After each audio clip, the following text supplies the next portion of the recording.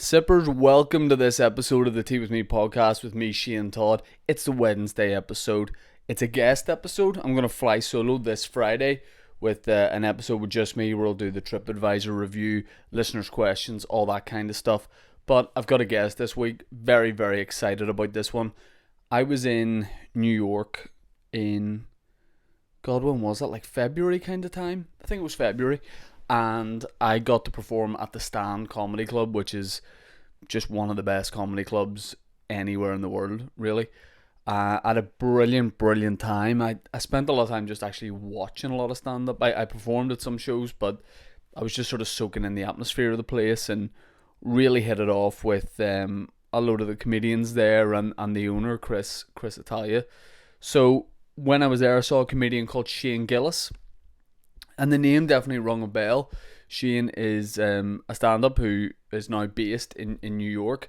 And as we sort of get into it, the time, during the interview that you're going to see, he made it on the Saturday Night Live. He was became a cast member on Saturday Night Live, which is, I don't know how long it's been running for, like at least 30 years, probably a good bit more. Actually, I'm probably way off on that. In fact, it's probably like 50 years, I don't know. But anyway, so many people have come through it. Eddie Murphy, Will Ferrell, Adam Sandler. You could list about 50 people. Shane, who I think is like younger than me, became a cast member. He successfully got onto the show. He was on the show for 4 days, and then thanks to a media trial almost, he got sacked. So he never actually made it onto an episode of the show. And this at the time was massive news. So I did the Stand after this had happened, like a good bit after, with Shane.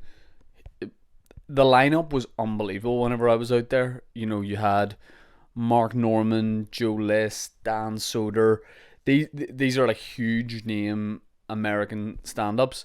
And of course, you know, the Money Toad himself was on the bill as well. You know, so it was full of heavy.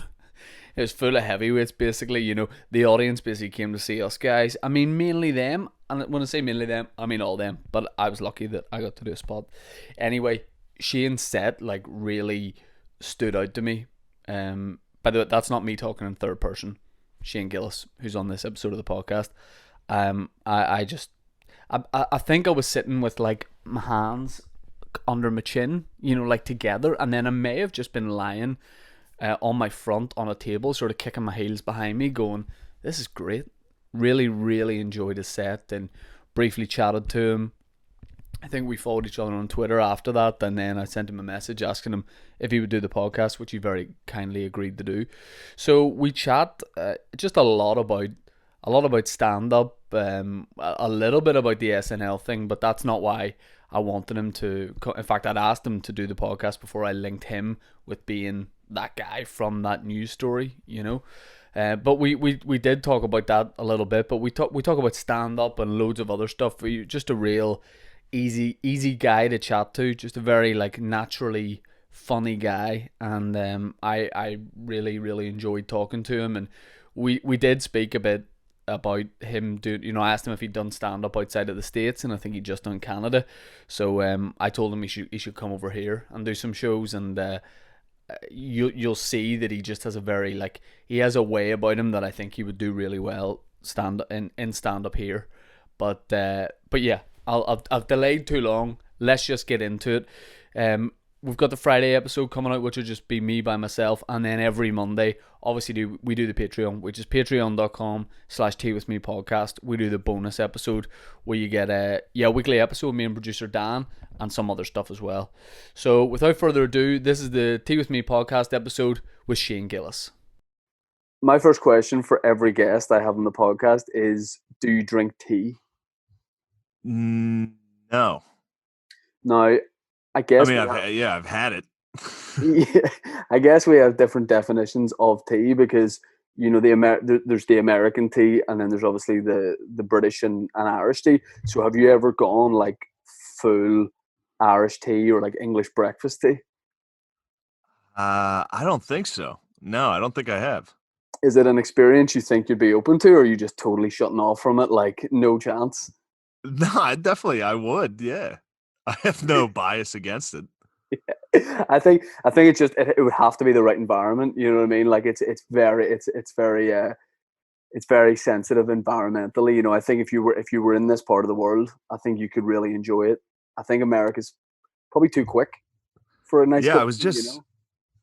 I'm not. I don't do shit. So I definitely have time to fucking sit there and drink tea and feel like I'm doing something. I just have a major problem anytime I'm in America, just trying to get tea because there's so many variations. Whereas we just have like your one tea. You and I share a first name as well as being Yeah. stand-ups. We share a first name. Would that buy me anything with you? Like, say we'd never met each other, and like I ran into you, and I was like, "These guys are chasing me." I'm also called Shane. Would you be more inclined to help me out, or I know, I gotta be honest, that would probably make me join the guys chasing you. yeah? Like, this guy's a fucking idiot. Well, let's fight him. I mean, you're probably going to have more loyalty with a surname. I don't know if a first name really buys you anything. Yeah. Yeah, I yeah, yeah, for sure. I used to do I think Shane's a far more common name in the States, but it's not. I wouldn't say it's uncommon here, but it's not that common. And It's I it's not it's not very common. It's I think I was named after a fucking cowboy movie. I don't know about you. so was I. So was Yeah. I. Yeah, and I remember my dad telling me about this cowboy film I was named after, how cool this character was, and he's like, "We gotta watch it sometime." I watched like 2 minutes of it. I was like, "No, this looks so shit." Shit sucks. Yeah. Yeah, It's man. black and white. It's so bad. Yeah, it is. It's not great. Like if they remake it, like yes, I would definitely be up for it. But in its current format, like I know it would mean a lot to my dad, but I just fucking can't. If it was a short, Yeah. possibly, but feature length, black and white, it's not going to happen. It is weird to be named after that film, and I've met other Shanes who are also named after it.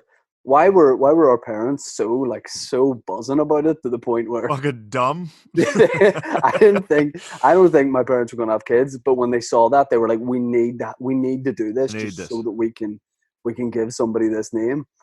I used to do a radio, I still do a radio show on BBC, and we had this feature where I would interview other Shane Todds around the world, and so just like email them and ask would they come on the show, and I thought like seriously, we're gonna have like such a connection because we share this name. We maybe interviewed like 12 Wait, guys. why would you ever expect that? I What just are you think, thinking?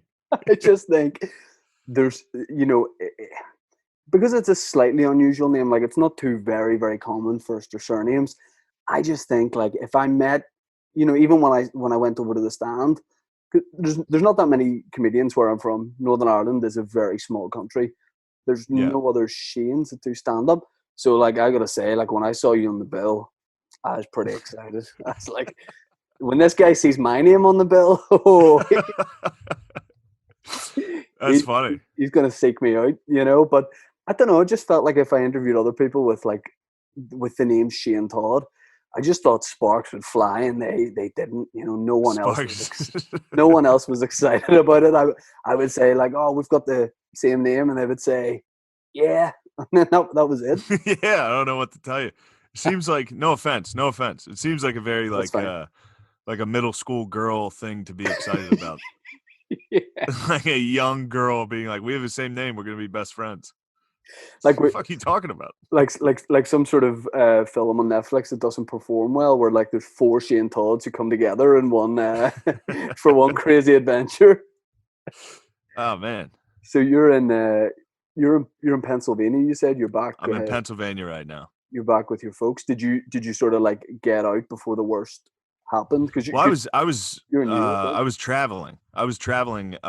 So I like flew from New York to Miami like towards the beginning of. It was like the beginning of March when I left. And I just didn't go back. Yeah. Although I Uh, ran in the airport that day when I left, like things were starting to get weird. Like people weren't like, and I met Charles Barkley in the airport oh, that the day. basketball player. Yeah, I only know him Yeah, and from watching The Last Dance. he's great. He's very funny. And then, but I gave him a high five, and then when I got to Miami, they were like, Charles Barkley's being tested for COVID. He has, and I was like, holy shit. and they didn't give the fucking results for like 4 weeks. So I was just Googling every day, like, does Charles Barkley have COVID? And then, I was asymptomatic, so I figured I didn't have it. And he eventually came out that he didn't have it. Yeah, I mean, Good I, story. I I enjoy that from Charles. I think he might have known beforehand, but I like the fact that he's like, "Fuck it, if I have it, everyone's gonna get it." He's giving high fives in the airport. To as many people as possible. Yeah, Yeah, yeah. that's. I mean, what's it like being back with your? I mean, we're going to talk about stand up and stuff in a second, but Oh, yeah. what's it like being back with your folk? Like, what age are you? Shane? I'm 32, Yeah, and, we're pretty much the same. Oh, that's so weird. We're both coaching. I mean, I'm 31, but we're still in the same like when's your year birthday? bracket. Say on three. I'm so excited about No, this. no. Say on three. If it's the same birthday, I will suck you. Oh, wait, what's this on? Am I allowed to say even if bad it's not, words? even if it's not, let's get an apartment or something. So let's say on three. 1, 2, 3. 9th of June, December 11th. December 11th. Yeah, that's Yeah. so weird. You got to do So that. the opposite. The furthest date possible. Oh man, we nearly had such a connection. I Yeah, mean, man. what's it like being back? What's it like being back with your folks? Like, do you fall back into sort of, teenage kind of behavior? Like, you kind Well, of like like jerking off, having a going on. wank, Never heard secret of it. wanks all I've, over the house. I've never heard of Americans having a wank Yeah. I've to the had a point couple where I wanks. don't know if we think of it as the same thing. Wait, hold on. I don't think I asked you. Is this like a podcast? Can I say anything, or what is it? It's a podcast, and you can All say right, good. absolutely anything. All right, Absolutely good. anything. Yeah, just jerking off's been back to being weird, but Weird in a good way. it's kind of, yeah, yeah, yeah. It's reinvigorated jerking off. Like I gotta hide it again. You've got the edge Uh, back. Although this is a disaster. This is a disaster. So my mom, Mm, this is breaking news. This happened last night. I okay. had a wank last night, and my mom keeps. There's a box of tissues in the room that I've been staying in, Okay. and I finished the tissues. Mm. So now there's an empty box of tissues next to the bed, and my mom's definitely gonna find that. Yeah, I mean, I think you're just gonna have to, quickly pretend that you're just emotional, maybe emotional at like COVID in general. Yeah. Gotta be. I mean, I like to think that when you had your first wank back in your parents' house, Charles Barkley appeared and just straight up high Yeah, five. yeah, yeah. Yeah, everybody was, I mean, it was big. Wanking back at the parents is nice. But other than Now, that, no, it's like being a kid. I'm down in the basement, like fucking playing video games and shit. It's weird. I find it weird that you guys have basements. Like that's very much an American thing. Like I just think of from films. I stayed not the last time I was in New York when I gigged at the stand, but the time before. I stayed at my wife's cousin's house in their basement, and you don't need to know this, but they went to Colombia to a wedding, and they left their dog there. Well, they said they were like, "Can you look after Mr. Yeah. Pepe?" I thought Mr. Pepe was like a guy, like a relative, and because they were like he doesn't they were like he's very old and he doesn't need really any attention, just leave him water. So I thought it was maybe like an uncle or whatever. And what they didn't tell me is Mr. Pepe howls in the night. Like he has he had a problem with his throat. And Mr. Pepe used to sound like like a ghost child. Like he would, I don't know, Oh this no. is why I like one time only, like for basements. I'll never stay in a basement again. Basements are Like, scary. yeah, what's scary is when Mr. Pepe's upstairs, you don't know if it's a guy or a dog, and all you hear is, ah! It's very off putting, Don't get me wrong, Yeah. work out, but shout out to Mr. R.I.P. Mr. Pepe. He's sadly no longer with us. It's funny about Yes, dog names. Sorry, yeah. It's funny about dog names that when they have like a funny name like that, no matter how they die, it's funny. Like, Mr. Pepe had, he had esophageal cancer. and Like, it undermines it. It undermines it. totally. Yeah. Oh man. So yeah, you and I, we did a gig at the stand, and I've been over to New York a couple of times for stand up, but I've kind of bounced around different open mics and stuff like that. And this is the first time where I properly went to a club and just stayed there for all the shows. Like I did a couple of them, but Yeah. then I just sat and watched and kind of chatted to a few comedians, and that's the first time where I think like I got a bit more of a feel for the scene out there. Like it was just like I couldn't believe the lineups, because I listen to a lot of Yeah. podcasts in New York and LA, and on that lineup, you hear so many. I think the lineup that night was like you, Mark Norman, Dan Soder, Joe List, like just huge. I can't fathom that, like, you guys are all headliners. You go and do clubs for a weekend or whatever, and you're all on the same bill. Like, the way it works, like, we have such a small scene here. Where, like, you've got like one headliner, that's it.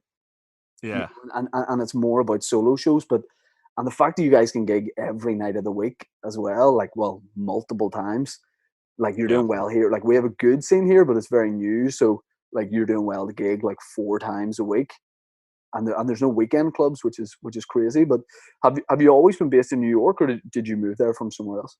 No, I moved to New York, it'll be 2 years this summer, so, like, a year and a half, and then I really didn't get past at all the clubs until, like, the last, like, year. So at Oh, okay. first I was kinda bouncing around because I was from Philadelphia at first, so that's where I started doing stand-up.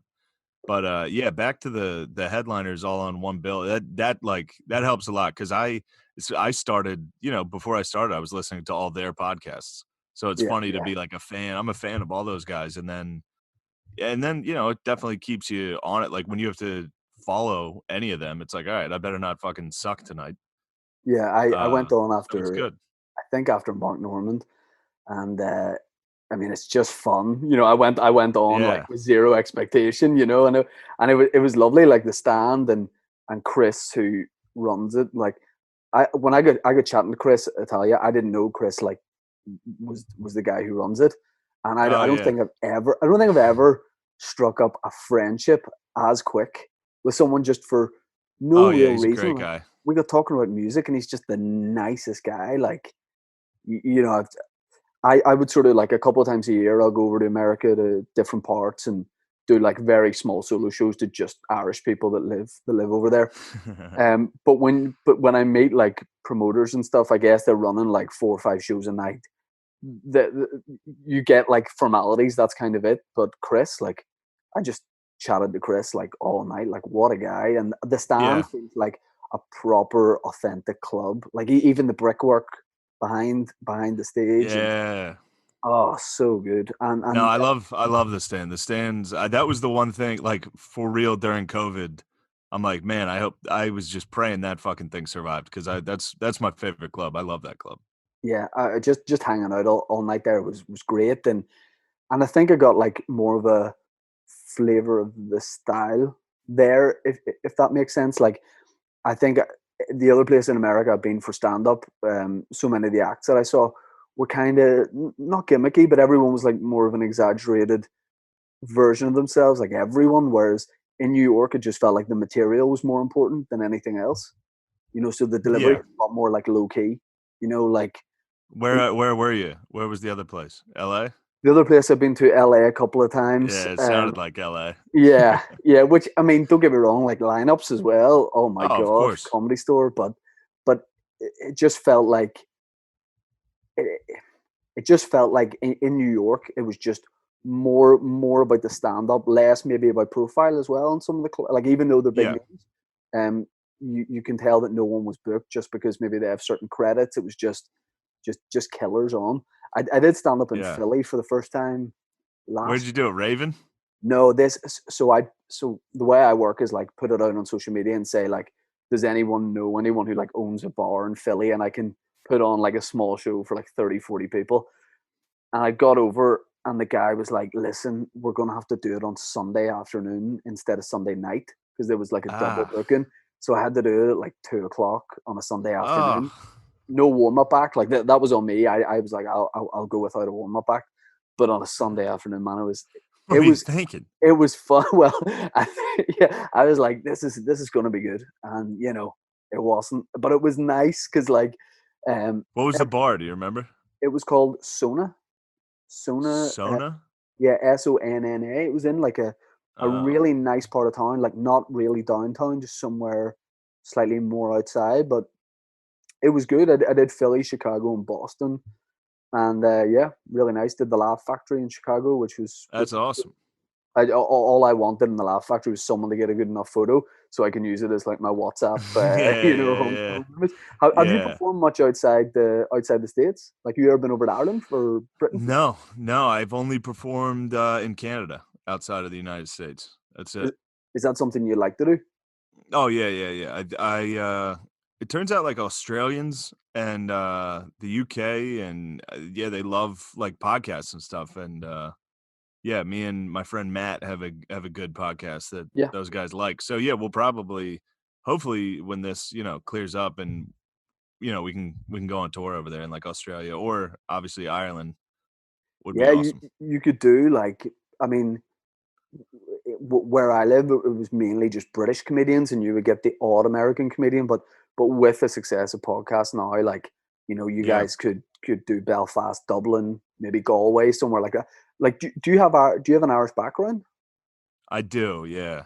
Do you know where? Like, have you ever like? My mom's Kilkenny, and that's actually like her fucking maiden name. And then Gillis, I think my dad's Scots Irish. I don't know. I think he's like Scottish and Irish. So Kilkenny have a festival that's great, like a comedy Yeah, festival. yeah, yeah, It's really good. So like, yeah, you can yeah, definitely. I think you would go down very well here. Like, just in terms of style, like we're probably, although it's like 0.001% the size of New York. The scene is probably here more about material as well, less about yeah, like the showy kind of side of it. Yeah, New York is just being able to go up so many times. Like, the idea, like, it's difficult here to like have a bit of material. It might be like a week before you can go and do that bit of material, and then you got to wait a week yeah. to go again. So I guess going up multiple times a night. Do you ever take one bit of material? This is what I would love to do. Take a bit of material on like a Thursday night or whatever, and do like 4 or 5 shows, and just keep working on that bit of material, and Yeah, keep yeah. changing it as you go. I'll do that for months at a time. I Just mean every that. night, kind of doing the same stuff and just figuring out the best way to do it. Yeah, for Yeah, sure.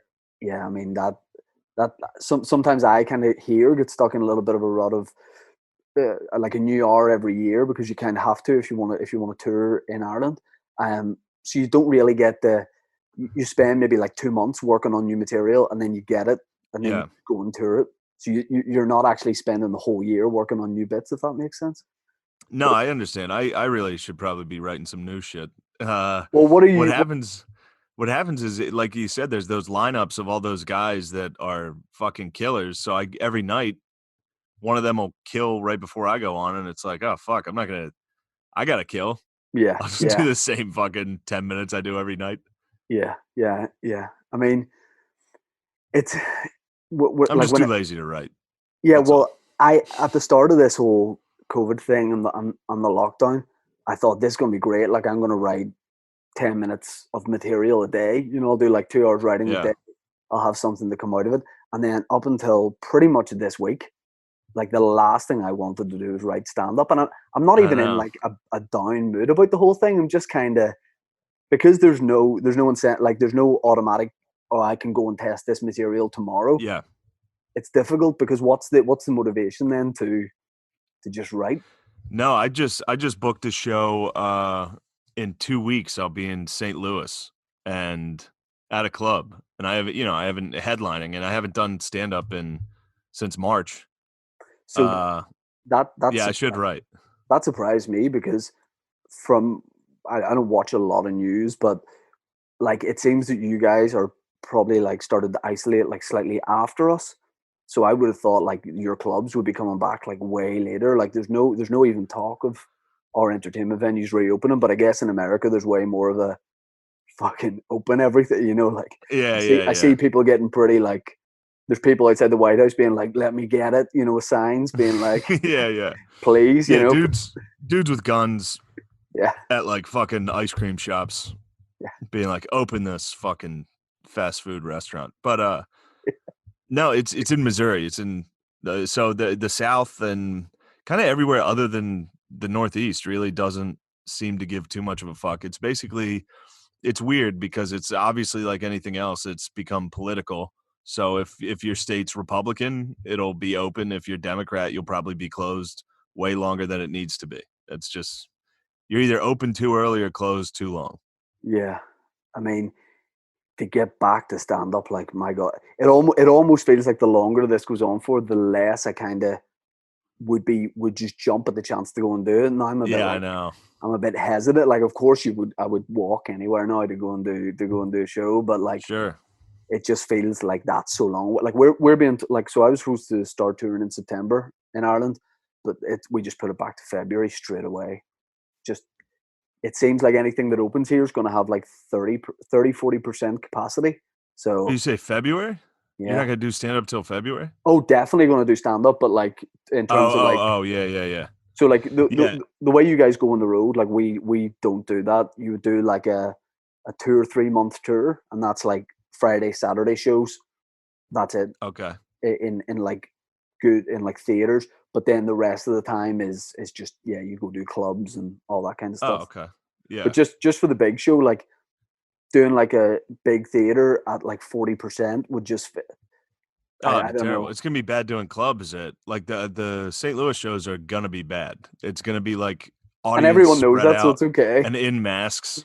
They're gonna be Yeah, wearing masks. It's gonna be fucking bad. But I think there'll be a couple people that take their masks off and say fuck it, start getting drunk. It should be, I mean, it'll be an experience. I'll probably bomb the first on Thursday night, but but it'll feel hopefully so Friday and good. Saturday It'll feel so pick it good to up a bomb, little. though. You know what I I mean? know, Like, I know, I know. I'd love to just do stand up for a bit, not to work, just to get back to it. I So don't know. I think bombing's gonna, if I bomb the first show, I'm gonna be like, man, I lost it. I'm not gonna be able to do this anymore. yeah, I suck. I mean, I feel that way anyway, yeah, and that's usually like I've done well that week. because Now it's like people are I so haven't done desperate it. for it. So like, you would imagine there's going to be like a lot of room for error. You know what I mean? Like, from I think audiences. so. Although the other side of that is, not to jinx your show, but they might be like, I've waited 3 months for some form of entertainment. Yeah. This better be great. And if you talk about, if you bring up anything political, people fucking go nuts. I don't think I'm going to do anything coronavirus related. I don't think so. That's probably because I haven't thought of a good bit. I mean, I keep saying, Yeah, like, I know. there's going to be no mention of COVID in my show unless I think of something in the meantime, in which case it'll Yeah. 100% be in the show. One thing you probably like are sick to the back teeth of talking about and being asked on podcasts No, is I don't mind. Saturday Night Live. Yeah. So like, I had heard so many people on the podcast that I listened to, talk about the stand up Shane Gillis on Saturday Night Live, sacked from the cast or asked to leave, because of comments made on a podcast. I didn't put two and two together. So even when we did the stand, Yeah. and I briefly said hello to you and stuff and watched you on stage, it wasn't until very recently, even after I'd probably asked you to do this podcast, I was like, fuck, that's who that was. And Yeah. so essentially, I yeah, I mean, I know you seem very cool with talking about it, but No, I I don't mean, mind at all. it's got to be. I feel like there's probably, you can't keep saying the same thing, I'm sure, on podcasts when people ask you about it. But from the outside in, you were on Saturday Night Live. A podcast clip resurfaced from how long before was that? Like, how old? It wasn't that old. It was from like 2018. Oh, okay. Well, Yeah, it I was thought you were going to it be like wasn't that old. 1984. Yeah. No. No, it was like last year. So you made comments that some you were talking about the Chinese community in New York, In Philly, yeah. in Philly. We were talking about how Chinatown started, and we were making fun of the fact that back then they must like the white people in the city must have been like, what the fuck is that? Like when they build like a pagoda in the middle of the city, like all these weird buildings, the white people were probably like, what the fuck is that? And Yeah, then my friend was like, why do they all live in the same area? And I was just talking about how city developers back then probably segregated quite a bit. yeah, And I happened to imitate one poorly enough that people, I think, thought it was just me saying it. I was like, man, let the Chinks live there. And that was it. And that, now don't get me wrong, there was significantly more they could have got me on. So yeah. I was all right with that one. I took the L on that. I said, yes, I understand you have to fire me. Sippers, I'm very quickly going to interrupt the podcast to tell you that my next big Belfast show is on the 4th of February. It's been rescheduled from September. We've put it back to February just to make sure it 100% happens. There isn't that many tickets left on that. You can get the tickets on the Waterfront Hall website. Just search Shane Todd Waterfront Hall. I back you to find. I have every confidence in you finding it. It's my brand new stand-up show. Somebody told me, and I think this week we'll have all the rest of the tour shows rescheduled for about that time, and they'll all go back on sale. And all original tickets are still valid if you want to come see that. Let me also plug the Patreon, patreon.com/teawithmepodcast, where you can get the bonus episode on a Monday and loads of other exclusive things. All right, so if you like exclusive things, that's where you go. Also, we have a sponsor this week. Hey, we got a sponsor. It is, of course, Mash Direct. Do you like mash? Yes, we all like mash. We like spuds. We like potatoes. Do you like them direct? Yes, you do. It's the best kind whenever you get it direct. Let's see what Mash Direct are talking about here. Oh god, I feel under so much pressure. Oh, yeah, here we go. So we've got a 10% off code on Mash Direct's website, which is mashdirect.com/shop if you use the code TOD10. Alright, and I enjoy that because that's my name and it's a wee discount code, and you put it in and you can get money off any of Mash Direct stuff like turnip, like carrots, like croquettes. And if that doesn't get you excited, I don't know what sort of person you are. So that's mashdirect.com/shop. Use the code TOD10 for 10% off. And if you ask me how well this podcast is doing generally, I say we're offering discount code for potatoes. So that's where we're at. Also, the other one thing I got to really quickly plug before we get back in, and even now you're probably like, hey man, it's been too long, can we just get back? Or maybe you've just skipped through, in which case I think that'll be pretty sly. But we've got one more sponsor. Please bear with me, guys. Come on, I'm doing my best here. I'm a one-man organisation. Producer Dan isn't here because he's in isolation. Big Mike, I don't know what's happened to him. I don't know if that guy's still alive, even though I was talking to him on WhatsApp this afternoon, but it might have been somebody who has his phone. Anyway, we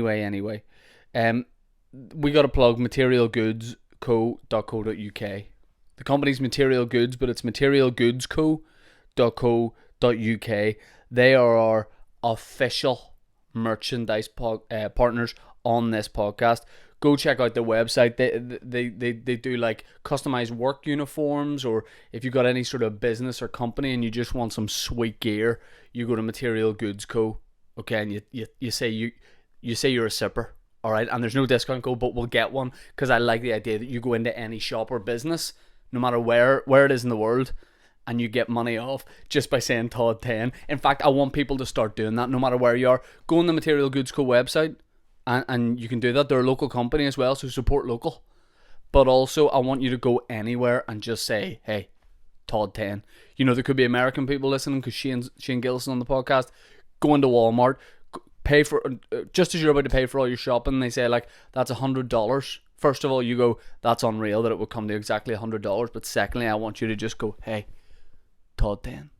And see what happens. Let's just see if we can make that a thing. Material Goods Co. are official merchandise partners on the podcast. And speaking of merchandise, it's on its way. We are having big negotiations and it's going to happen. Patreon.com/teawithmepodcast. Last time I'm going to plug that. I've spoken for way too long here. Let's get back to the podcast with Shane Gillis. Is it almost like a settlement? Where you're like, hey, stop a minute, let's. I'm good. Yeah, they kept going, and I was like in meetings with people at Saturday Night Live, like trying to figure out how to get out of it, and they were like they kept getting like texts and shit. They were like, oh, you called someone a faggot, and I was like, oh my god, I don't think I did that, but all right, well, I'm definitely fucked. You can't say that. What was the moment when you realized that it was all like kicking off? I don't know if you guys use that phrase in America.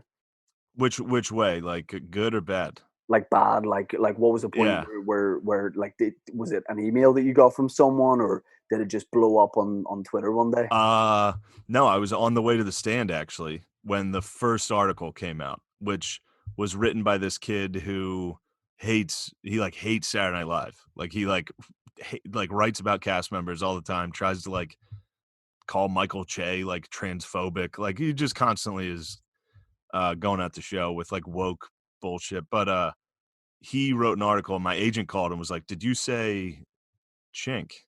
And I was like, "No, I wouldn't say that." And then I listened to the clip and I was like, "All right, yeah, but You got me. And then I knew, yeah. And then I got to the stand and like I think it was that night or the next night, like TMZ was there. Like with paparazzi would take a picture and it was like, shit. yeah, I'm in trouble. And that's a moment where you were like, this is big. Yeah, and it was funny because I was going to the stand. I had shows that night. So the day it got announced, I had shows at the stand and I was like, oh, this is going to be such a fun fucking night. Like all my comic friends are going to be there to like pat me on the back and be like, we knew you were you were going to be the one. And instead it was just like it was like a funeral. People were like, you'll be all right. Patting you in the back and sort of sorry for your loss. Sorry for your loss. Yeah. To take it back like a little bit, like getting on Saturday Night Live, like that is like we I think most people in Ireland, like we definitely know that show. We know about like everyone who's come through and gone on and maybe in a stand-up and like listen to podcasts and stuff.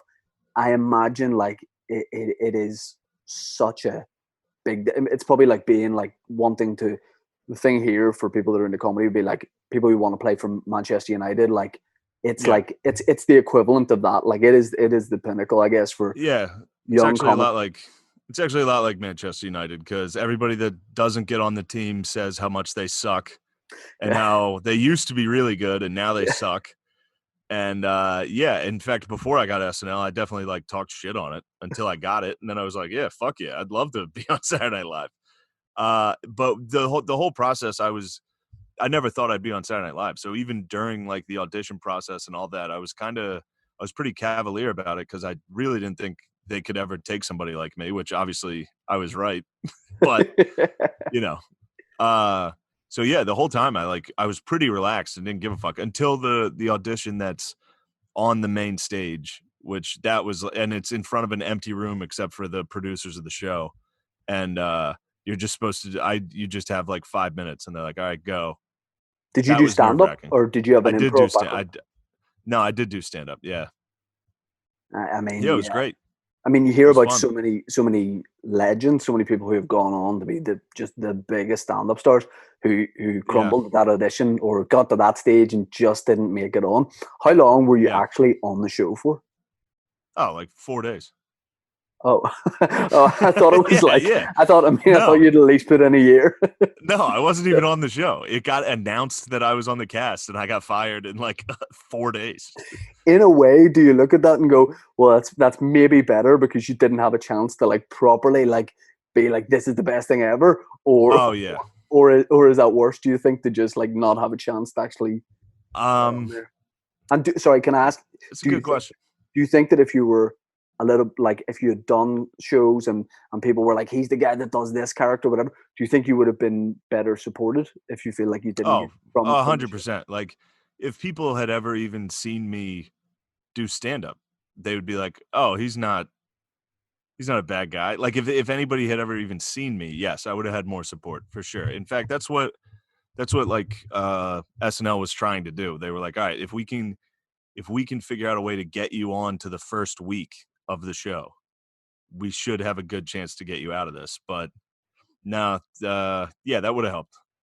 And so, I mean, you used the phrase yourself, cancelled, because the reason that I started looking back into this again a little bit was Charlemagne was from the Breakfast Club, had Joe Biden. Is that who?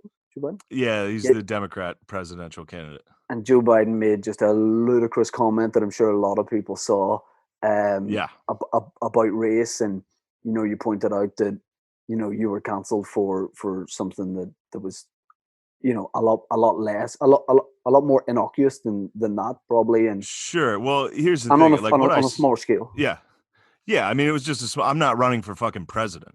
And if I say something dumb and fucked up and it's on a comedy podcast and I might be joking, it's like, all right, as a society, even in the tweet, I was like, I'm not defending myself because I'm not comparing what I'm doing to what he's done. I'm just saying the same people that were like, you're not allowed to say that and then have a career which they said to me, will literally vote for that guy. And even if it's not what they want, they're gonna vote for him. So yeah, it's just it's hypocritical in that sense, but Well, yeah, that's all. two final questions about this. What was the reaction from stand-ups, especially the guys that you had been doing shows with in the likes of the Stand, for example, and the New York Yeah. clubs? Well, most stand-ups are selfish, you know, narcissists. So they were all like, "Oh, I'm gonna get in trouble. I'm gonna get in trouble." So that was basically everybody's reaction. Most people were definitely, usually some what's it, Schadenfreude. You know what that is? I mean, I can Kraut see word. the word. I couldn't spell, like I wouldn't get any points for Yeah, spelling it, but I can see it. when you yeah, public shaming is usually pretty fun for everybody. So even my I'm sure close friends were probably slightly internally happy or thinking it was funny. And truthfully, it was kind of funny. Some of it was very funny. I guess it's like, yeah, when you see your friend get into like a little bit of trouble in school on a far bigger scale, you Sure. can kind of be like, Yeah. one day he's gonna laugh at this, one day he's gonna laugh at this. Yeah. My final question on that is, the phrase like being cancelled and being like a cancelled comedian and doing stand up. Obviously, like you're a stand up. You just plowed on with stand up. Yeah. Did you or do you still get like anybody coming to shows getting the wrong idea? Do you get anyone coming to shows being like this guy's cancelled? He's going to say something in a set, like Yeah. you know that kind of like there's people Oh, who for sure. I find it weird, the idea of like shock comedians, because to me like it seems forced. But did you get anyone that had got the wrong idea and thought that's what it was? Yeah, definitely. I mean, there was definitely an opportunity for me to become like a shocking, edgy, fucking edgelord, which I definitely have said edgy shit on a podcast, but it's usually, I mean, it's literally just me and my friend fucking around saying Yeah, fucked up things to each other. I don't do that shit on stage really. But yeah, there was definitely that for a while. Like people would show up and like scream fucking racial slurs against Asians, and I'd be like, all right, fucking relax. I feel Uh, like you could make a lot more money if you just leaned into that I and you were know, like, I know, I yes. know. I know. There, yeah. If I leaned in and was just like, "Yo, Trump rules," yeah, I probably would be at the White House. You make so much on merch. You know what I mean? Like you could add some Oh, serious slogan T-shirts. fuck. Maybe I should. I Fuck it. probably still could. I mean, if nobody saw it, I just started making Trump T-shirts. Yeah. Depending on how long lockdown goes on, we might as comedians Well, have to look at yeah. you. What fucked me on that was like during what, like in the 4 or 5 days that like I gonna get fired or not get fired, like the news, like reporters were showing up to the stand and secretly recording my sets. And yeah, Okay. one of the first sets I did was about how it would be funny, like Trump would be funny to see get shot. Uh like his assassination would be funny. The Yeah. tape. Yeah. And yeah, they sent that to Fox News. So like immediately the right didn't like me either. Yeah. Which, yeah, I mean, you could have really used those guys, I that. know, I could have totally just gone right wing, but that wouldn't be honest. So do you feel like when you are you still like aware of it when you do stand up, or is this just like something you're able to be like, "Do you know what? It's kind of done now," and you're, I don't know how easily it is to put something like that past you. Do you feel like do Yeah. you feel it's in the air when you're doing stand up? Um, if I'm doing like a long set or like headlining, yeah, I'll bring it up because a lot of people know me from that. So it'd be weird if I didn't address it. But yeah, no, I was getting to the point before the break here with COVID. No, it wasn't really on my mind that much in stand up. Now off the stage, obviously, I think about it a lot, and I still get like that fucking Biden tweet. People were talking. They're like, "You're not gonna get SNL. Shut the fuck up." It's like, dude, I'm not trying to get SNL. Shut up. And then Um, it's also funny, like even other comics, like because in there's a lot of woke comics that get their fucking points amongst their peers by correcting other comics words. They get, like, one dude tweeted at me that I used to be friends with, tweeted at me. He was like, "Yo, black people didn't cancel you." I was like, "No shit, I didn't fucking say it. Where'd you read that? Why'd you want to see that in that tweet? You fucking weirdo." Yeah. It's I mean, weird. I mean, a lot of them are phonies, and maybe I would be too. So stand up to stand up. With stand up coming back, have you? I think since this whole break, like I've never really had a break from doing stand up. Like I started doing stand up maybe 13 years ago, which in like New York or LA years is probably about 6 years worth of shows. yeah, Because that's it's spread out. sure. But I've been lucky. I've like never had to take a break from it. I've never thought about not doing it. Just always been doing it. And the first couple of weeks of lockdown, I was really panicking. I was like, I only know how to like go and do stand up, and it's such a great release. But I actually have started thinking the last couple of weeks, it's actually not a bad thing because the way I'm writing is a little bit different. Like Hmm. I very much got like to the point where I was just writing notes on my phone, and I thought that's the best way for me to do it.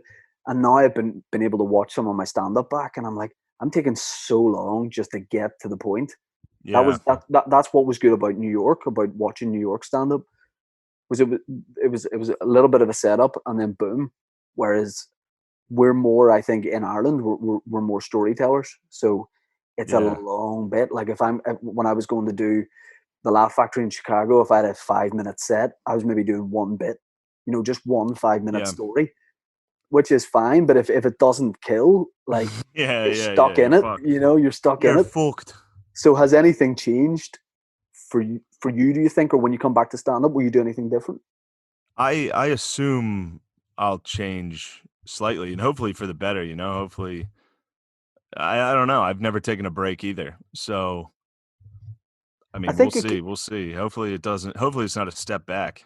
yeah, I just think in a way it can be a good thing because I you do too. obviously you obviously think about your material a lot, but I'm having like a big proper think about it, and I know friends that are doing that, and it's like a negative. Friends are like, "Do I really want to be doing this?" Or like, they're questioning Good. their Get rid of them. their like ability or whatever. But I think it's a good chance to like really have a think about the way the way I'm doing it, and just be like, Of course.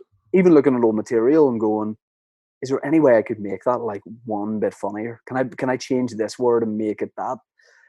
So Sure. I don't know. I think like getting back to it's going to be great, but I heard the analogy of like it's like expecting UFC fighters or boxers to take months off and then just like go straight back into a fight. Like Yeah.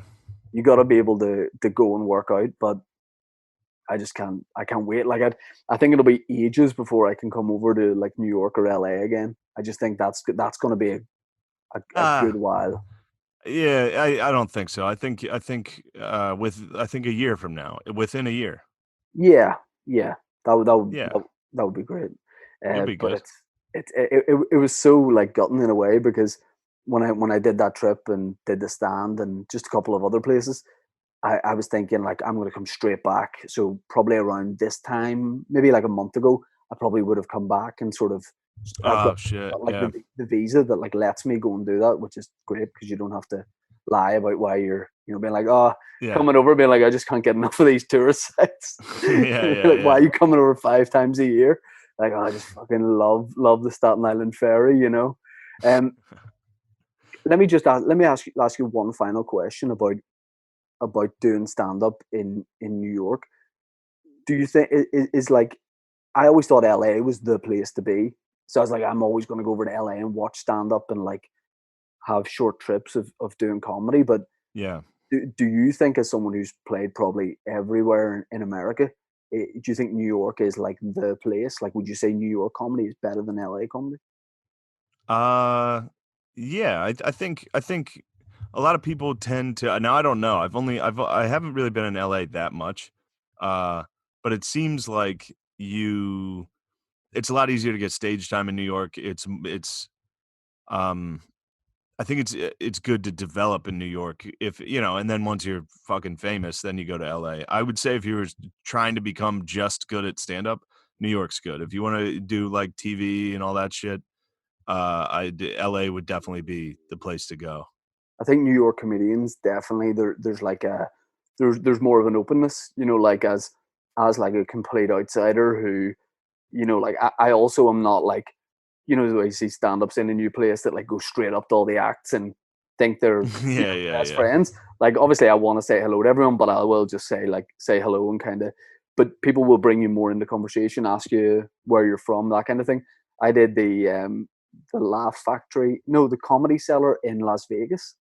I was in Oh, nice. I was in Vegas for my honeymoon, and I said to my wife, I was like, "Listen, if I can get like a 5 minute spot, can I go and do this gig?" I was like, "It's the Comedy Cellar. Like I said, Yeah, it's yeah, like yeah. it's the best club in the world." Now I didn't know. I just thought the one in Vegas would be just the same. You know, I was like, it's exactly Yeah, yeah. because they said it's built like a model to model for the New York one. So I was like, this is I'm going to play the best club in the world, and I didn't know it was in a casino and the Rio Casino, and I went to it, and I've never had a worse interaction in a green room. Like I showed up, nobody like I like Who was in there? So let me think. Who's the English guy who's like Russell Brand, but he's not Russell Brand? Um, Tall guy, Jeff. Jeff Dye? No, although I did, Jeff Dye was lovely. I did a gig with Jeff Yeah, Dye he's a nice guy. in San Diego, also on my honeymoon, which sounds so bad. I think, yeah. Yeah, yeah. No, it's good. One of my 12 Uh, gigs on my honeymoon. British guy. Jeff Leach. That's it. Yeah. He was there. The owner was there with like a load of other. There was maybe like 8 acts. I didn't recognize anybody else, but the only person. So I like they were already there, but I wasn't on the bill. But they'd let me come on, so I kind of said hello, but I didn't want to say like I Yeah. hate saying I'm a comedian too because that's just a terrible sentence. Sure. So I just kind of stood there and they continued their conversation. I just had to like stand in the room, and Yeah, I get that. the That only happens. person who checked in with me, and by the way, I had the worst set because I was in honeymoon holiday mode. I was not on it, and I died. Sure.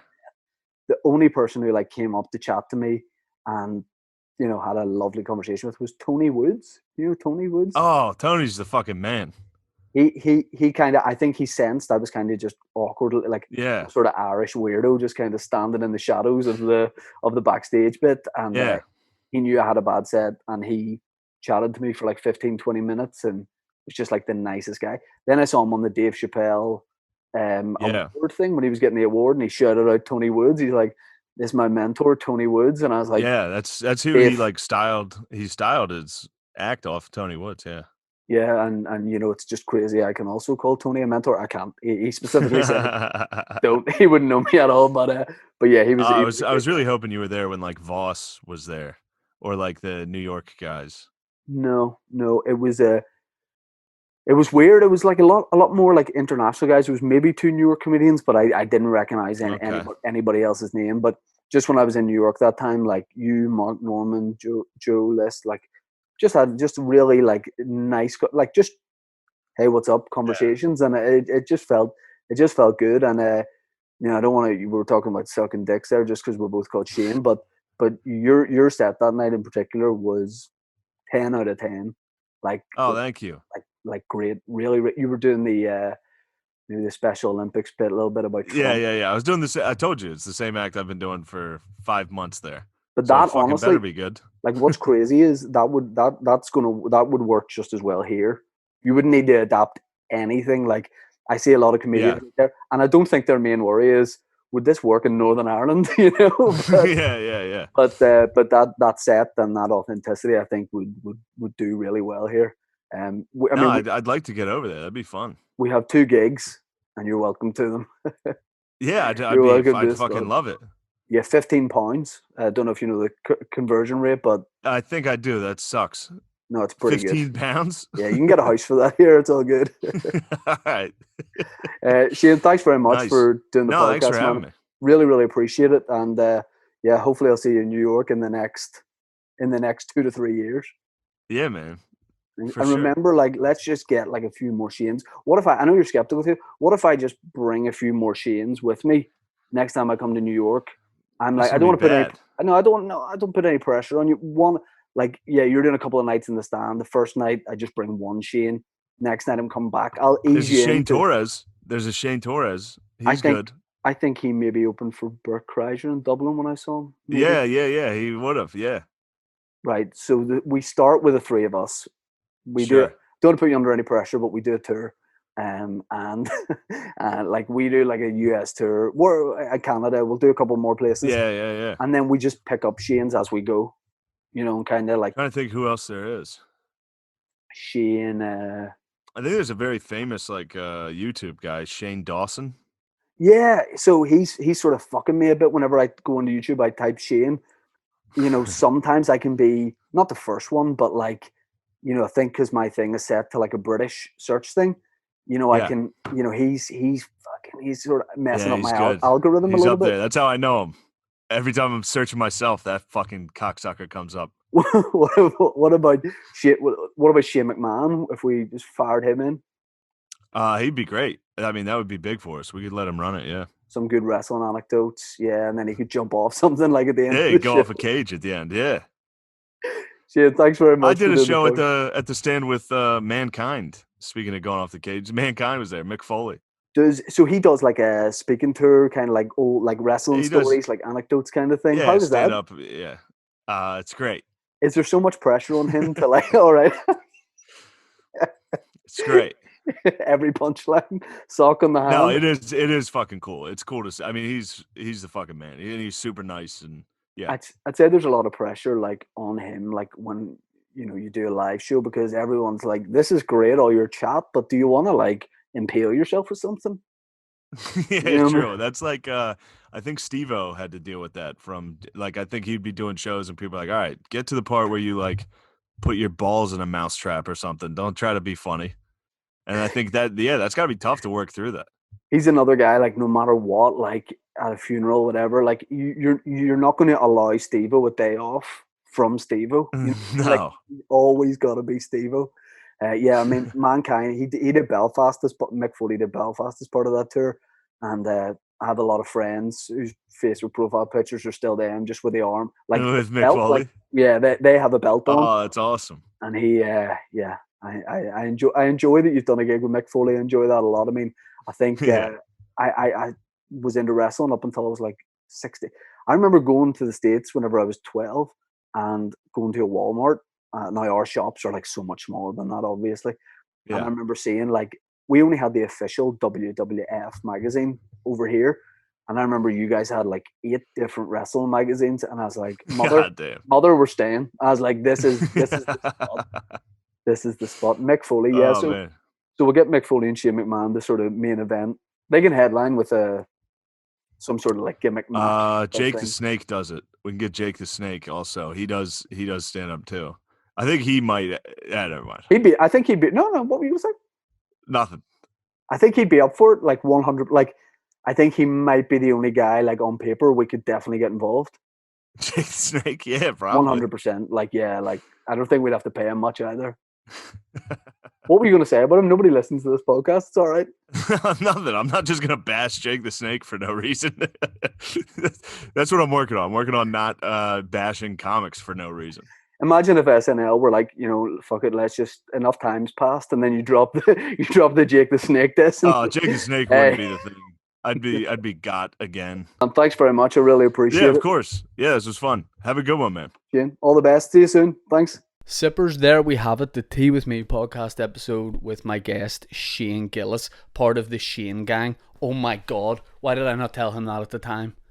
That is the ideal name for it, the Shane Gang. And we I don't know why, maybe we are all chained together, I don't know, but we're called like the Chain Gang. We're called the Shane Gang, and maybe we all have like prison outfits, but like customized with just Shane on the back. God, that'd be pretty great. I don't think he's keen for that at all.